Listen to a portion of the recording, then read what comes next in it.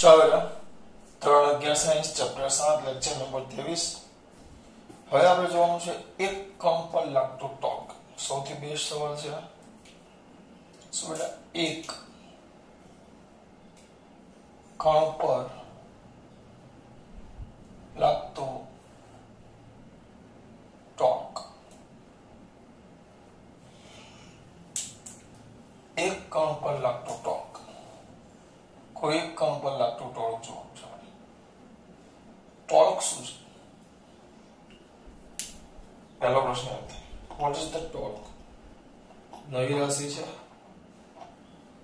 પહેલો સવાલ એમ થાય કે સર આ ટોર્ક શું છે? What is the torque? આ ટોર્ક છે શું? પહેલો સવાલ આપણો એવો થાય કે સર આ ટોર્ક છે શું?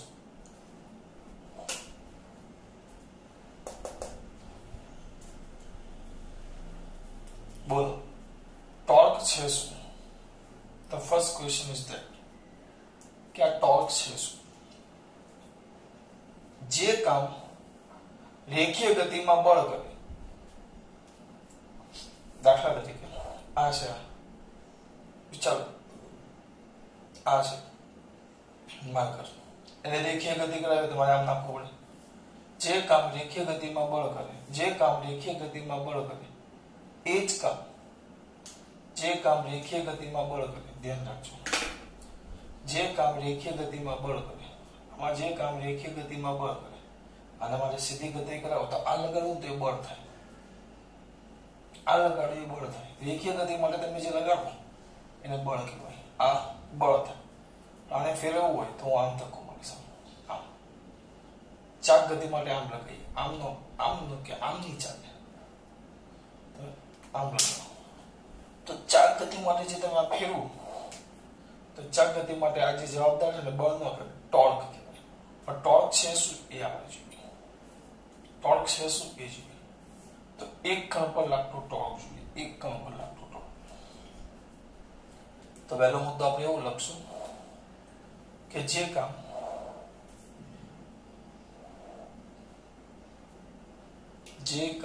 રેખીય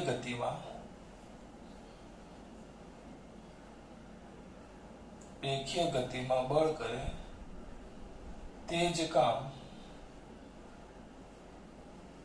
ચાક ગતિમાં ટોર્ક કે એનું બીજું નામ છે, ટોર્ક એટલું ન કહેવાય, એનું એક બીજું પણ નામ છે, બળ યુગ્મની ચાક માત્રા, અથવા ટૂંકમાં બળની ચાક માત્રા. બળ યુગ્મ પાછું આગળ આવશે અને બળની ચાક માત્રા, ચાક એટલે ફેરવું, અને એક બીજા નામે ટોર્ક કે બળની ચાક માત્રા.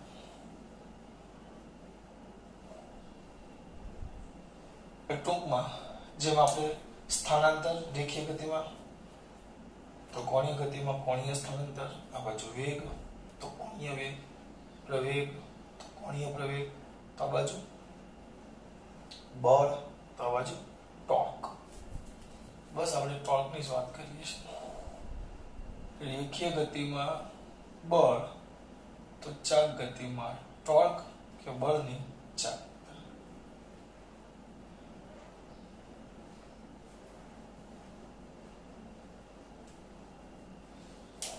આ ધ્યાન રાખજો, રેખીય ગતિમાં બળ, પેલા ગતિમાં ટોર્ક કે બળની ચાક. આ સૌથી અગત્યની વસ્તુ છે. હવે આમાં ઉતાવળ ને ધીમે ધીમે જોતા છીએ. તો સૌથી પહેલા ત્રિપરિમાણ લઈ લો, 3D. આ 3D છે. ત્રિપરિમાણમાં આ યામાક્ષનો ઉગમ બિંદુ છે.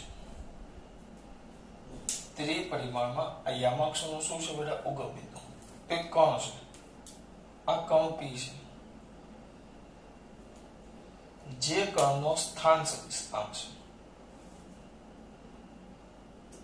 આમ દિશામાં સ્થાન સદિશ દોરાય અહીંયા સુધી છે, અને દિશા તો આમ જાય ને, આમ દોરો તો આમ સીધો આમ જાય, તેનો સ્થાન સદિશ. સ્થાન સદિશ કેટલો છે? ઉગમ બિંદુ અને અનુલક્ષીય સ્થાન સદિશ વેક્ટર r. બરાબર.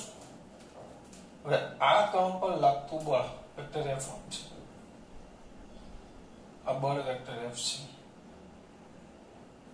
આજે અમે હું બોલું છું એ આપણે લખવાનું છે. ચલો તમે લાંબી લાંબી લીટી દોરો છો એ આપણે દિશા બતાવીએ છીએ. પછી મારે સીધું ન પડે, પછી સ્કેલ હોય તો તમારે પડી જાય, મારે ન પડે. એટલે આ બળ F આમ છે, પણ આ એની બળની રેખા કે જે દિશામાં બળ કાર્ય કરે છે. આમ બળ આ બિંદુ છે તો બળ આમ લાગે છે, તો એની કાર્ય રેખા કહેવાય કે આ દિશામાં કાર્ય રેખા, આ રેખાની દિશામાં બળ લાગે છે તો આની કાર્ય રેખા કહેવાય. આ સ્થાનાંતરની રેખા કહેવાય. તો બળ આ દિશામાં લાગે એટલે આ બળની કાર્ય રેખા. તો અહીંયા આ સ્થાન સદિશ વેક્ટર R અને બળ F, સ્થાન સદિશ વેક્ટર R અને બળ F વચ્ચેનો ખૂણો છે. ખૂણો વચ્ચે એ ખૂણો થીટા છે. કારણ કે હા સર દિશા તો સર આ નો આવે. અમુક તજજ્ઞ ભાષા એમ કે આ સ્થાન સદિશ વેક્ટર R અને બળ F તેનો વચ્ચેનો ખૂણો થીટા. ના, ખોટી વાત. ગમે ત્યારે તમને દિશા નક્કી કરવાની હોય, દિશા અથવા બંને વચ્ચેના ખૂણાની વાત કરો, બંને વચ્ચેના ખૂણાની, તો આમ ન ચાલે. બંને વચ્ચેના ખૂણા માટે કમ્પલસરી બે જે સદિશો હોય એ બે સદિશોના પૂછડા ભેગા કરવાના. આપણું બળ આમ છે, બરાબર, અને સ્થાન સદિશ આમ છે. તો આ બે વચ્ચેનો ખૂણો નથી. બંને વચ્ચેનો ખૂણો કે તો જે બે સદિશો છે, these two વેક્ટર અને ભેગા કરો અને બે ના પૂછડા ભેગા કરવાના, તો આ ખૂણો થીટા થાય. એટલે જો આપણે આમ દઈએ તો આ એક આમ છે, એટલે મેં લાંબો સદિશ દોરી નાખ્યો એટલે દિશા આમ છે ને, એટલે આમ જોવાય છે. તે બંને વચ્ચેનો ખૂણો થીટા છે. આ રીતે તો બંને વચ્ચેનો ખૂણો કયો છે? થીટા.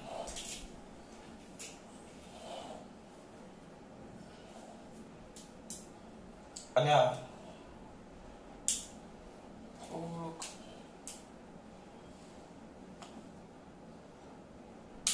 લીધું સીધું પ્રયત્ન એવો કર્યો છે કે આ લંબ દોરે. આ થીટા છે, એના સામેનો ખૂણો આ થીટા જ થાય. આ R છે, આ મૂલ્ય R છે, તો R સદિશ A હોય, આ સદિશ A હોય અને આ ખૂણો થીટા હોય. તો સામેના ભાગને આપણે A sin થીટા કહીએ, સામે તો sin થીટા, અને બાજુનો ભાગ હોય તેને A cos થીટા કહીએ. હવે આ યાદ રાખવાનું, દર વખતે આપણે ગમે તેમ આવે, આમ હોય આ સદિશ A છે અને આને થીટા કહીએ, તો દીકરા આ ભાગ A sin થીટા અને આ A cos થીટા.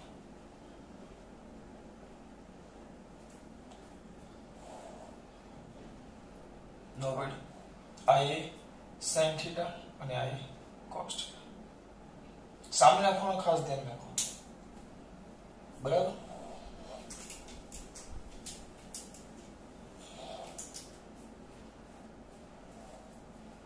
આ થીટા છે તો આ થીટા, તો આ બધું લખવાનું પહેલા. એટલે આ થીટા થયો, આ થીટા તેના સામેનો ખૂણો થીટા થાય, તો આ બને R sin થીટા. થિયરીનો અઘરો ભાગ પૂરો. તો તમે તો લખતા જ ગયા છે, કઈ આ સમજાયું છે, હવે લખીએ આપણે. તો શેમાં દર્શાવ્યા અનુસાર સૌથી પહેલા આકૃતિમાં બધાની જગ્યા જોશે આપણે.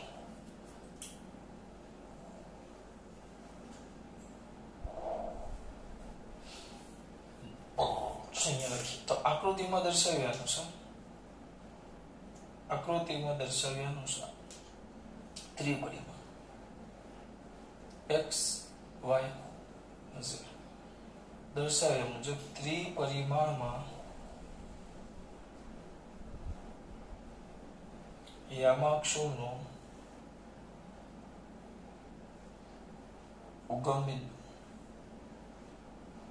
O છે.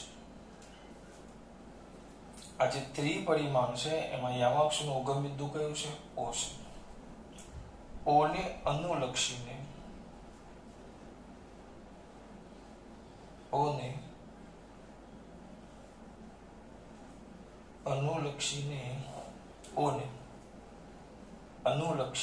કણ P નો સ્થાન સદિશ વેક્ટર r છે.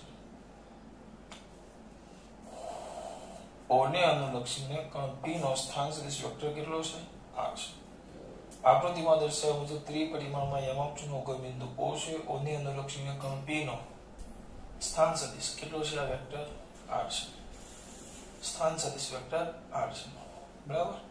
કણ P પર લાગતું બળ કેટલું છે? Vector F.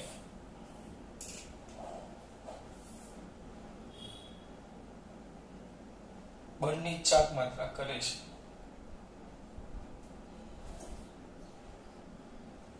ક્યાં હતા?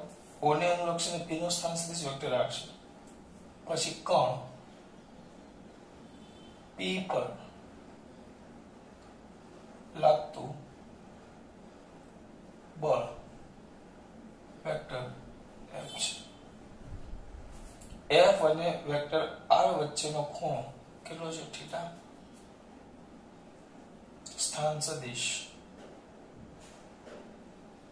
કોના? મારા કે તમારા? કણના.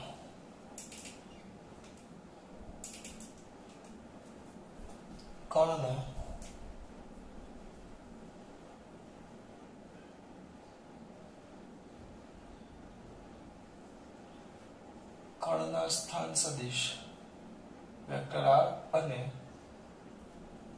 બળ વેક્ટર F વચ્ચેનો ખૂણો થીટા છે. કણના સ્થાન સદિશ વેક્ટર r અને બળ F વચ્ચેનો ખૂણો થીટા છે. આ ભૂલાવું નથી. કણના સ્થાન સદિશ વેક્ટર r અને બળ F વચ્ચેનો ખૂણો કેટલો છે? થીટા. બરાબર. તો હવે એટલે વસ્તુ યાદ રહે. અઘરો ભાગ પૂરો થિયરીનો. ખૂણો થીટા છે. તો હવે વ્યાખ્યા ડાયરેક્ટ આપેલી છે. ટોર્કની વ્યાખ્યા શું? કણના સ્થાન સદિશ વેક્ટર r અને બળ વેક્ટર F વચ્ચેના અથવા બળ F ના કયા ગુણાકારને? બેટા સદિશ ગુણાકાર.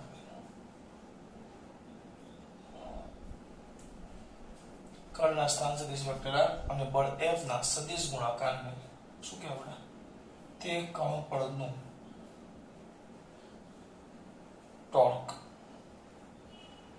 કહેવાય. જગ્યા બચાવું છું, લખું છું એ જ.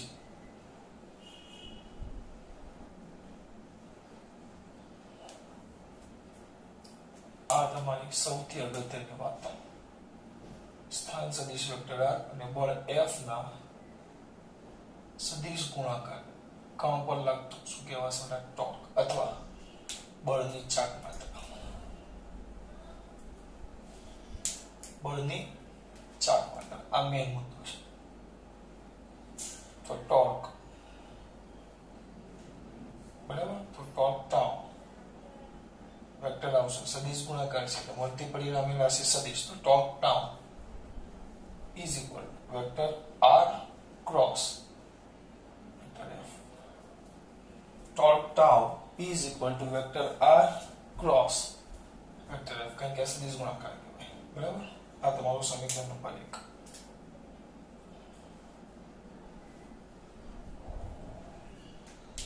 પણ જો તમે એને અદિશ સ્વરૂપે લખો, મૂલ્ય, ખાલી મૂલ્ય,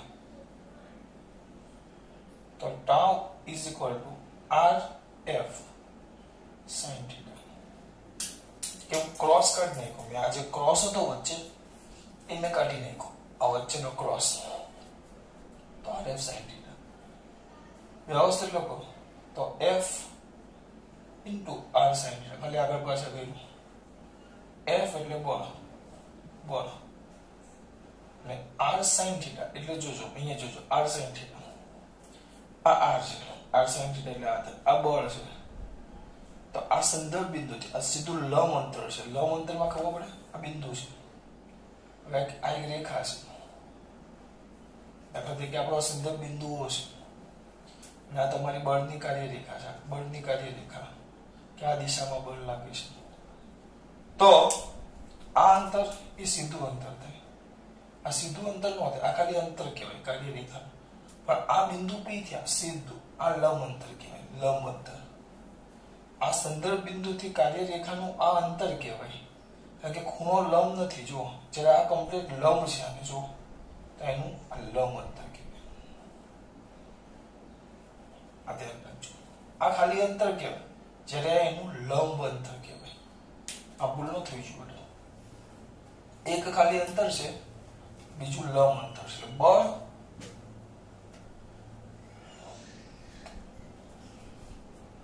અથવા બળની, અને બીજું શું કે બળની અથવા નહીં, બળની કાર્યરેખાનું સંદર્ભ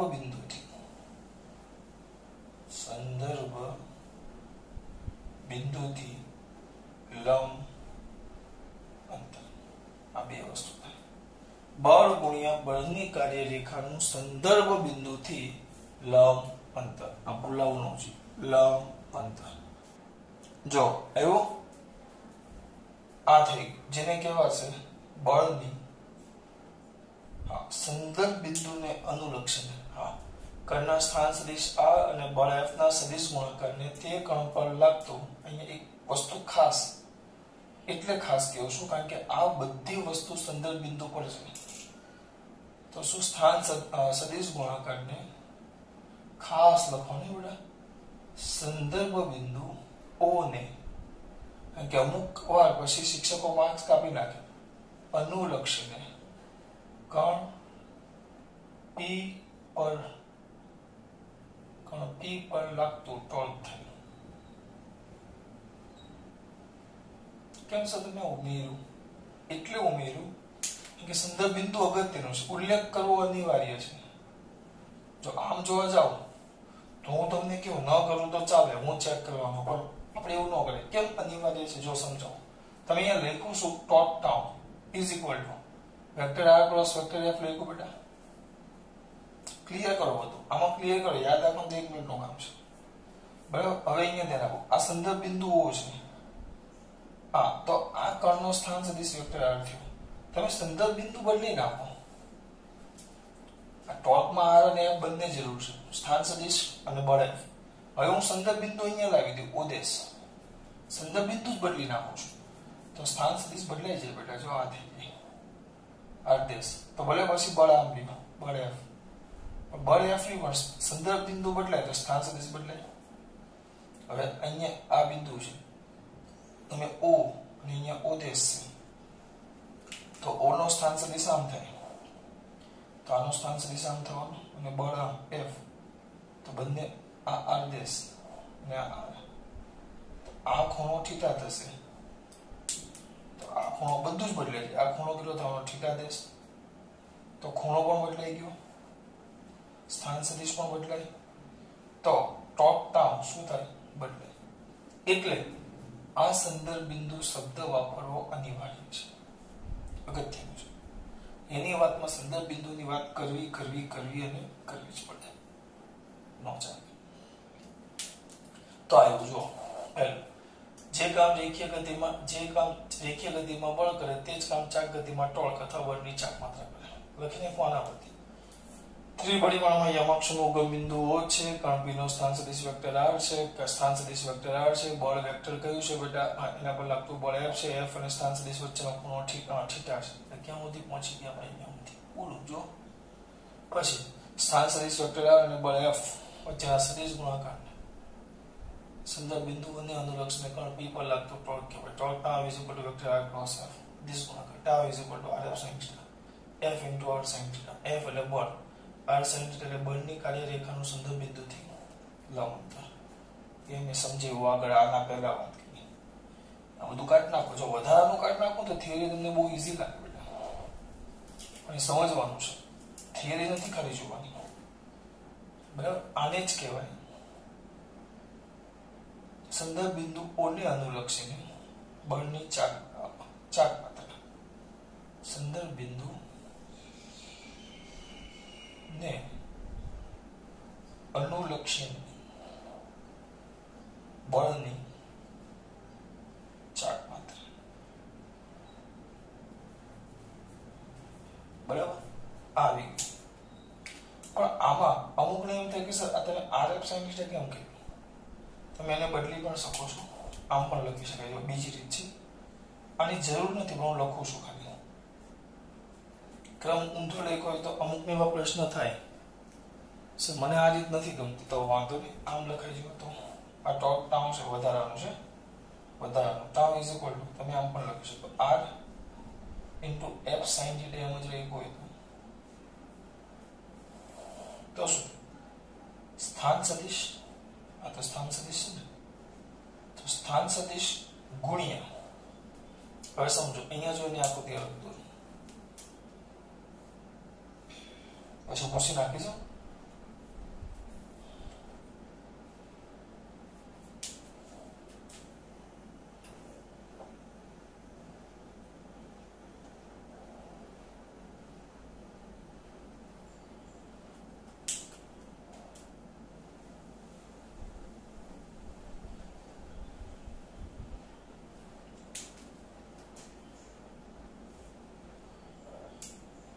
આખું થીટા છે, આપણું બળ F છે, ના સ્થાન સદિશ વેક્ટર R છે,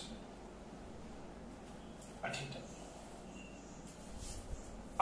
આ રીતે દોરશો તો એ ચાલશે, કેમ કે આમાં તમને લંબ કમ્પ્લીટ દેખાય, બધું સીધે સીધું દેખાય, આકૃતિ મસ્ત દેખાય. જો હું તમને શું કહેતો હતો, સ્થાન સદિશ.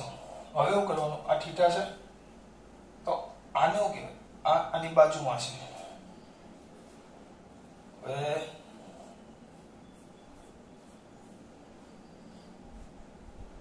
પછી આ થીટા આવ્યો. આપણે કરવાનું હતું બેટા, હા સ્થાન સદિશ વાળી વાત કરવાની હતી. કરવાનું શું હતું, τ is equal to RF sin θ આવી ગયો.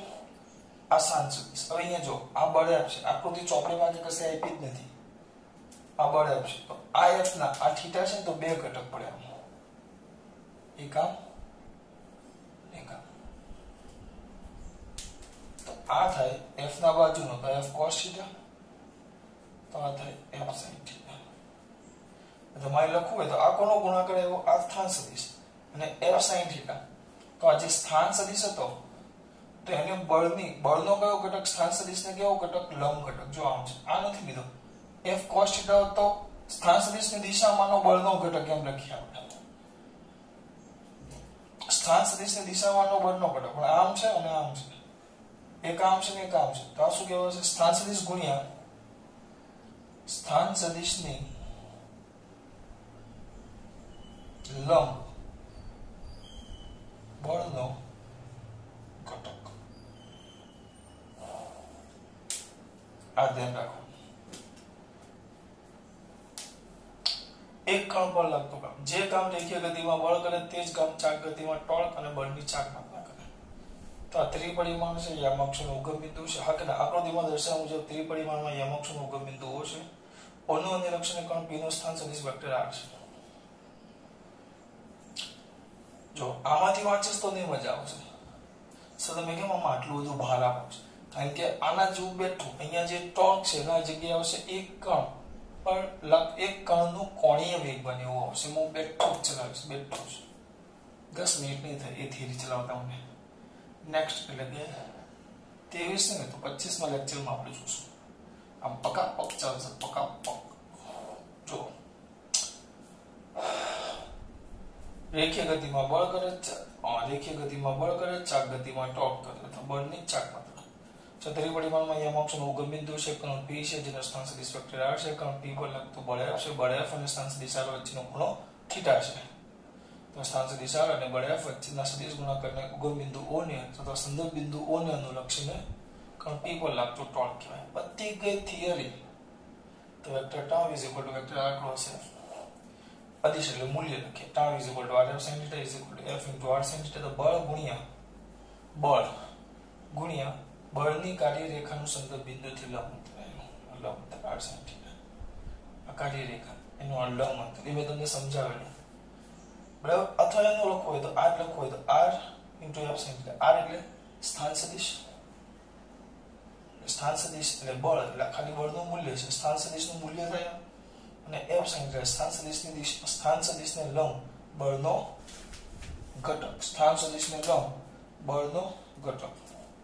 આ r છે, મેં તમને કીધું એમ સ્થાન સદિશ એટલે મેં તમને હમણાં કીધું r એટલે સ્થાન સદિશ નથી, આ ખાલી મૂલ્યની વાત થાય છે. આ બળ અને એટલે આને હું કહેવાય સ્થાન સદિશ નું મૂલ્ય, એમ મૂલ્ય સ્થાન સદિશનું મૂલ્ય ગુણ્યા સ્થાન સદિશની દિશામાંનો બળનો ઘટક. એ મેં તમને પાછું સમજાવ્યું. અદિશ છે આકૃતિ પૂછી નાખું છું, કામની નથી, આગળ નથી, બહુ મોટી લાગશે. હવે આગળ જોતા જઈએ આપણે. હવે આને કેટલીક મુદ્દાઓ છે જે આ લોકોએ કાઢી નાખ્યા છે, આપણે જોઈશું મુદ્દા. ટોર્ક ટાઉ છે, જુઓ ટાઉ. તો ગમે ત્યારે ખૂણો આવે ને, ખૂણો torque tau is equal to vector r cross vector f છે. જોજો tau is equal to vector r cross vector f છે. તો કોઈ પણ વારે ખૂણો આવે, ખૂણો સકે વાળે ઘડીએ જોવા જાવ ભાઈ, ફોન અમુક વાર ગરમ થઈને બંધ થઈ જાય છે એટલે જોવા જવું પડે વાળે ઘડીએ, બરાબર. rf sin θ. તો હવે કેવું થાય, rf sin θ છે, ખૂણો આવ્યો તો ખાલી તમે એનું મૂલ્ય લખો તો torque tau is equal to rf sin θ. થીટાના કિસ્સા લખો, ચલો theta is equal two 0, k 180 હોય, બેમાંથી ગમે તે મૂલ્ય હોય, થીટા 0 કે 180 હોય એટલે 0 એટલે એ વાત તમને સમજાવવું પડશે. ચલો એક મિનિટ ધ્યાન આપો.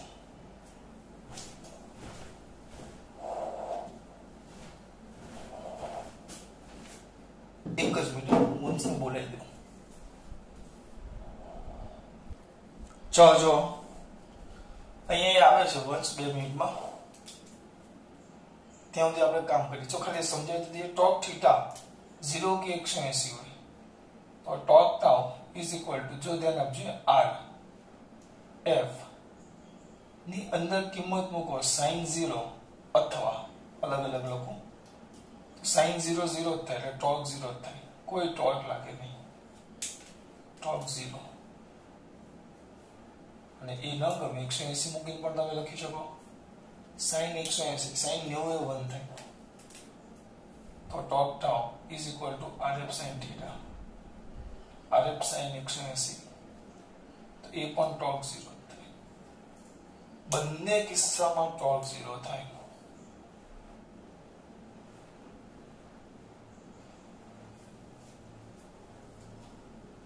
બરાબર. પછી થીટા 0 થી 180 એના જગ્યાએ થીટા 90 લઈ લો, 90. જો થીટા 90 લઈ લો બેટા, અહીંયા ધ્યાન આપજો, આ થીટા 90 હોય, આ થીટા 0 થી 180 છે. જો તમે થીટા 90 લઈ લો તો torque tau is equal to rf sin 90. sin 90 એટલે ટોર્ક નું મૂલ્ય rf થાય, ખાલી rf, કારણ કે આની કિંમત 1 થાય. તો આ જે ટોર્ક છે ને મૂલ્ય, ટોર્ક મહત્તમ થાય, મહત્તમ. ટોર્ક લાગે એટલે પદાર્થ ચાપ ગતિ કરે, તો તમને ખબર છે ટોર્ક લાગે એટલે પદાર્થ કઈ ગતિ કરે, ચાપ ગતિ. એક સિમ્પલ વસ્તુ છે. ચલો મસ્ત ઉદાહરણ તમને આપું. એક મિનિટ, ચલો પાછળ ફરી જઈએ. જો આ દરવાજો છે, હવે વિચારો અહીંયા ટોપનું ઉદાહરણ સૌથી બેસ્ટ છે. હવે આ દરવાજો છે, કોઈક વાર તમે આમ વિચાર્યું ટોપનું સૂત્ર શું તો આપણું rf sin θ, બરાબર. હવે અહીંયા ધ્યાન આપો, ચલો હવે આ બિંદુ છે, આ બિંદુ પર ધ્યાન આપો, આ બિંદુ છે અને આ આપણો આખો આ જે ભાગ છે ને, આખો આ બોર્ડર એ તમારો આ બિંદુ છે એમ વિચારો. ચલો આ યામાક્ષનું ઉગમ 3 ક્લેમ છે, 1 2 3. આપણે એકને પકડો, આ તમારું યામાક્ષનું ઉગમ બિંદુ છે અને આ તમારું બિંદુ છે. તો અહીંયાથી આમ માપો તો આ બિંદુનો સ્થાન સદિશ થયો. હવે હું બળ લગાડું છું, બળ જોજો, હું બળ આમ લગાડું છું. દરવાજો ચાપ ગતિ કરી કે નહીં તમારે મને કહેવાનું. આ દેખાય છે ને,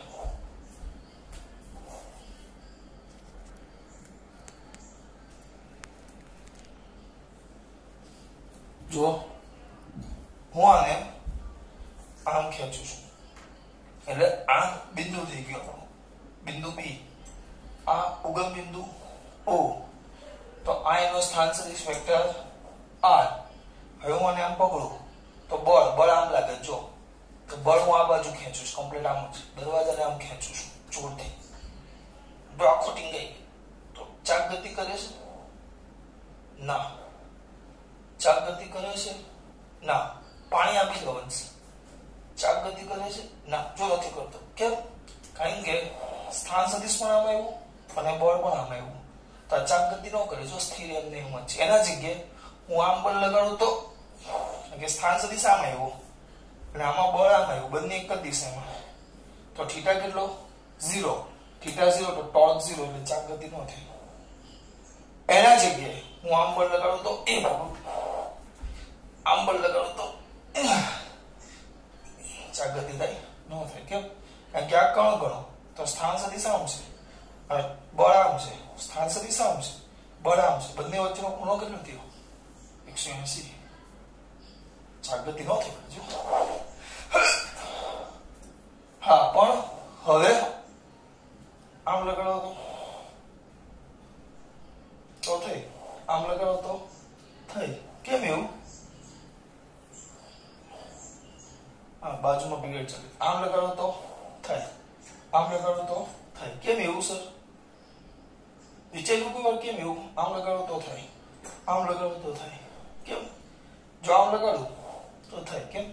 એટલે જો સ્થાન સદિશ આમ છે, હું બળ આમ ખેંચું છું એટલે બળ આમ લાગે, એના વચ્ચેનો કોઈ ખૂણો બને, જે ખૂણો બને. હવે અહીંયાથી તમને એક મસ્ત ઉદાહરણ આપું છું. જો અહીંયા જુઓ, આ ભાગ, આ દરવાજો બંધ છે. જોજો, અહીંયાથી હું આમ ધક્કો મારું તો આંગળીમાં તાકાત વધારે લગાવી પડે, પણ એ જ વસ્તુ અહીંયાથી કરું તો આરામથી થાય. નહીં બેડી? અહીંયા લગાડીશ બળ વધારે લગાવું. ચલો એ વસ્તુ આપણે અંદર પાછું બીજી રીતે જોઈએ. વંશ જવાબ દો. ચલો ભાઈ, મહેમાન આવ્યા છે આપણા માટે. અહીંયા ધ્યાન. ચલો એક મિનિટ પાછા ફરી જઈએ બોર્ડ તરફ. ચલો જો બેટા, આ વંશ તમને દેખાતો હશે.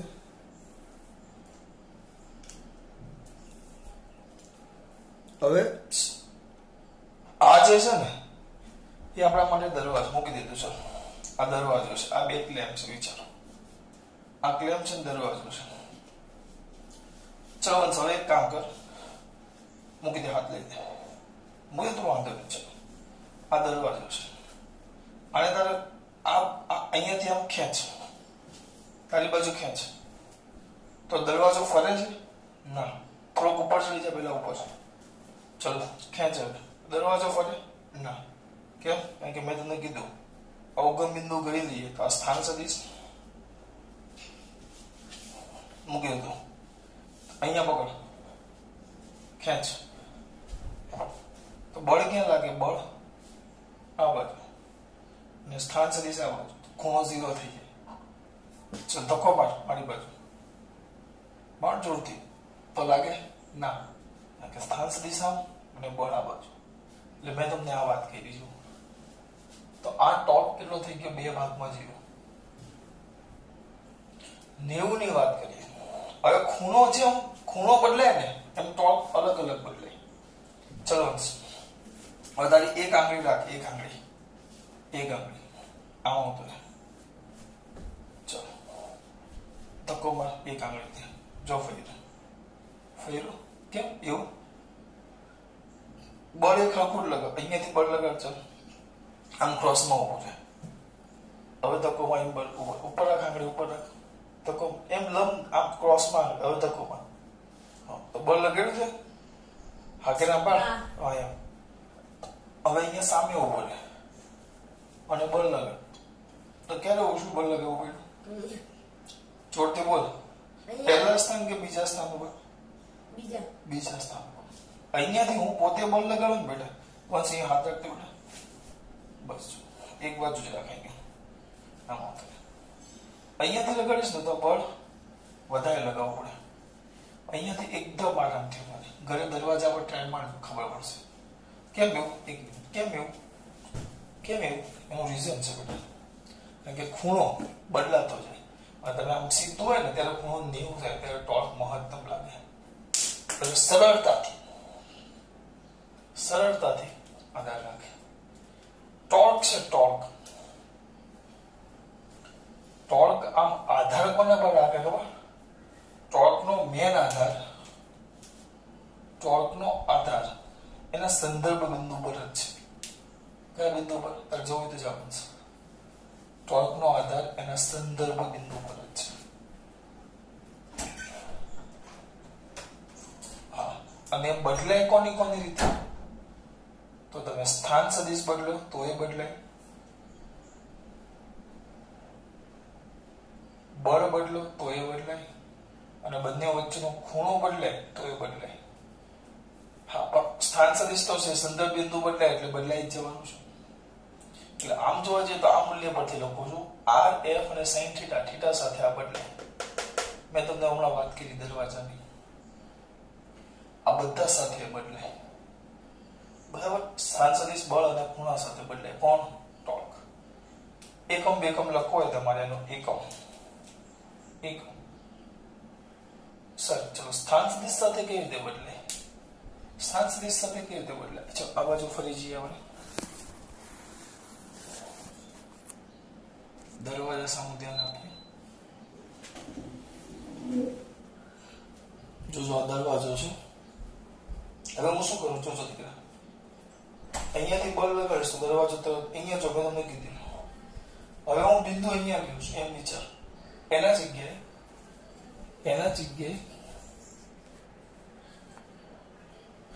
મેં બિંદુ અહીંયા લીધું છે, તો આરામથી આમ દરવાજો બંધ થાય. પણ અહીંયા હોય દરવાજો, આમાં અહીંયા બિંદુ લઈ લ્યો, અહીંયા બળ એટલું જ બળ લગાવ, બળમાં વધારે લગાવવું પડે.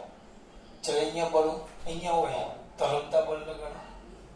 કેમ? કારણ કે અહીંયા હોય તો સ્થાન સદિશ આટલો જ થાય, ખાલી અહીંયા હોય તો સ્થાન સદિશ આટલો જ થાય. જ્યારે અહીંયા હોય તો સ્થાન સદિશ વધી ગયો. એટલે તો હંમેશા આ જે પકડ ને પકડ ખૂણો એ અહીંયા હોય છેડે. કોઈ જોયું કે આ દરવાજાનો કાણાવાળો આ હેન્ડલ છે એ અહીંયા વચ્ચે આવે ના? કેમ અહીંયા છેડે આવે? છેડે એટલે રાખે કે છેડે રાખવાથી બે વસ્તુ થાય કે આ જે સંદર્ભ બિંદુ છે એનાથી અંતર મેક્સિમમ થઈ જાય, આ જે સંદર્ભ બિંદુ છે એનાથી અંતર મેક્સિમમ થઈ જાય. એટલે એ લોકો આ છેડે રાખે.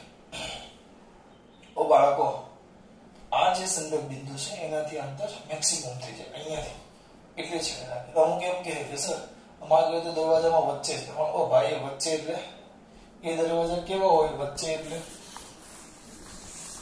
અમુક પાછા તજજ્ઞ હોય ને, સર મારા ઘરે તો દરવાજા વચ્ચે છે, તમારી ખોટી વાત. એવું રાખો ભાઈ, બીજું તો હું. મારા ઘરે આવો તમને દરવાજા વચ્ચે જોવા મળશે. તમારા ઘરે દરવાજા વચ્ચે હોય એટલે તો આ દરવાજો હોય આપણો. અહીંયા દોડ નહીં કોઈ તારવા ખોટા. તો આપણે અહીંયા હેન્ડલ હોય તો અન્ય હેન્ડલ કેમ હોય? કારણ કે સ્થાન સદિશ સારો મોટો થાય. સ્થાન સદિશ સારો મોટો થાય એટલે ટોર્કનું મૂલ્ય વધી જાય.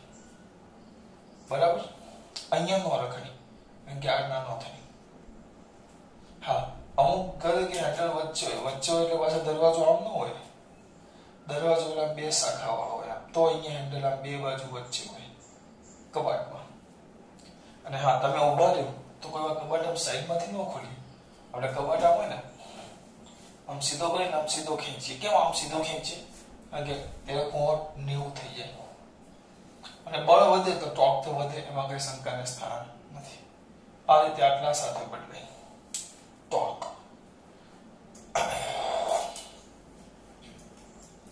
પછી ટોર્કના એકમ બેકમ જોઈ લઈએ.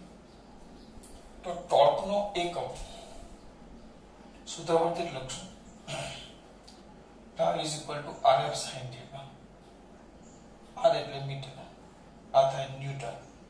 એટલે એકમ થાય ન્યૂટન ઇન્ટુ મીટર, જેને આપણે જૂલ પણ કહીએ. આ તો કાર્ય જેવો જ થઈ ગયો. અમુક તો કે આ તો કાર્ય જેવો જ થઈ ગયો. આનો એકમ તો કમ્પ્લીટ કાર્ય જેવો જ થાય કે પણ શાંતિ રાખજો જૂલ એકમ અને પારિમાણિક સૂત્ર જૂલ આવે એટલે યાદ હોવું જોઈએ m1 l2 t - 2 બેટરી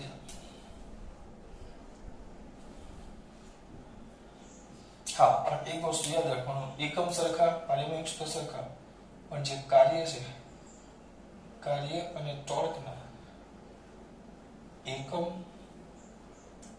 અને પારિમાણિક સૂત્ર સમાન અસમાન છે પણ વસ્તુ યાદ રાખવાનું કે કાર્ય છે એ અદિશ રાશિ છે અને ટોર્ક છે એ સદિશ રાશિ છે. કેવી રીતે તમે કેવી રીતે એમ નહીં પૂછતા નકર એક નાખી ટીકો કેવી રીતે વાળા પાછા કાર્યમાં ભણી ગયા W is equal to vector F dot vector D લખતા અને ટોર્કમાં tau is equal to vector R cross vector આ ધ્યાન રાખો.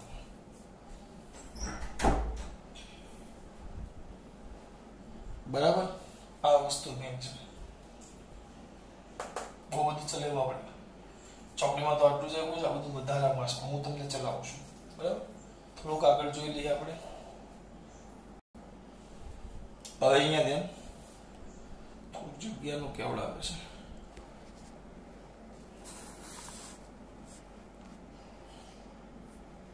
ચલો છેલ્લે એક બે ટોપિક બાકી છે આ બધું વધારવાનું છે અહીંયાથી બધું છે જો કોઈ એક્સ્ટ્રા માહિતી છે વિશેષ માહિતી કરીને પણ જૂની ચોપડીમાં આવતું એટલે હું ચલાવું છું. ટોર્ક સદિશ રાશિ છે તો દિશા કેવી રીતે નક્કી થાય દિશા ટોર્ક સદિશ રાશિ છે તેની દિશા જમણા હાથના સ્ક્રૂના નિયમ પરથી નક્કી થાય. જમણા હાથના સ્ક્રૂ એ હવે દર વખતે નો હોય આવી ગયો સ્ક્રૂ ના નિયમ પરથી નક્કી થાય. જમણા હાથના સ્ક્રૂના નિયમ પરથી નક્કી થાય. ટોર્ક છે સદિશ રાશિ જમણા હાથના સ્ક્રૂના નિયમ પરથી નક્કી થાય. આને ભૂલ ન થાય એ નક્કી થાય જમણા હાથના સ્ક્રૂના નિયમ ધ્યાન રાખજો ખાસ બરાબર. અને હા દિશા કેવા હંમેશા કારણ કે આર ક્રોસ એફ છે જોય vector R cross vector F સદિશ ગુણાકાર આવે કોઈ પણ બે સદિશોનો સદિશ ગુણાકાર હોય આમ તમે દોરો સમજૂતી માટે તો એ હંમેશા તો ટોર્ક ની દિશા એ હંમેશા વેક્ટર આર અને વેક્ટર એફ થી બનતા સમતલને હંમેશા લંબ જ હોય કમ્પલસરી લંબ એટલે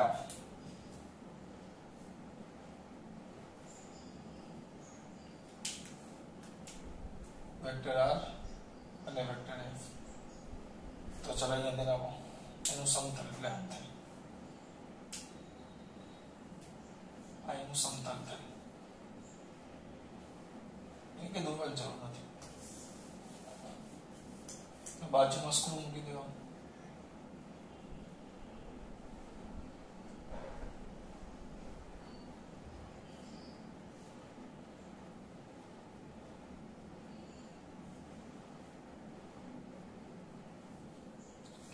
આર ક્રોસ આમ તો તમે સ્ક્રૂ એમ ફેરવો છો આમ સ્ક્રૂ પકડો ફેરવો આંગળી ક્યાં આવે જો આમ સ્ક્રૂ પકડો આર ક્રોસ એફ પર એમ ફેરવો આમ ફોકસ આંગળી ક્યાં આવે બહાર તો સ્ક્રૂ બહાર એટલે આમ નીચે એટલે આર ક્રોસ એફ એટલે ટોર્કની દિશા પણ બંનેથી બનતા સમતલને હું સ્ક્રૂ ને પકડું એમ ફેરવવાનું કે છે, આમ તો અંદર છે, જો આંગળી અંદર છે, આમ તો આંગળી અંદર છે, જો આ સ્ક્રૂ છે, આ સ્ક્રૂ છે, જોજો સ્ક્રૂ પકડો. હવે આર થી એફ એટલે આમ ફરે છે, તમને દેખાશે આમ પણ એ છે આમ, એ છે આમ. 2D ની મગજમારી છે. તો આર ક્રોસ એફ ફેરવો, કેમ ફરે? આમ ફરે, આમ. આ આર છે અને એફ છે, આર થી એફ એટલે આમ ફેરવો, આમ ફરે, આમ ફરે, ફેરવો, આમ ક્યાં છે? આમ જો, આમ ફેરવો, આંગળી જો બહાર જાય, બહાર સ્ક્રૂ બહાર આવે એટલે નીચે જાય. બરાબર. અને તમારી માહિતી માટે આગળ પેલા લોચા પડેલા એના માટે કે આનામાં સમજાવેલું તો થોડું પાછી વસ્તુ કરી નાખું. Vector F cross vector F, તો સ્ક્રૂ ક્યાં છે?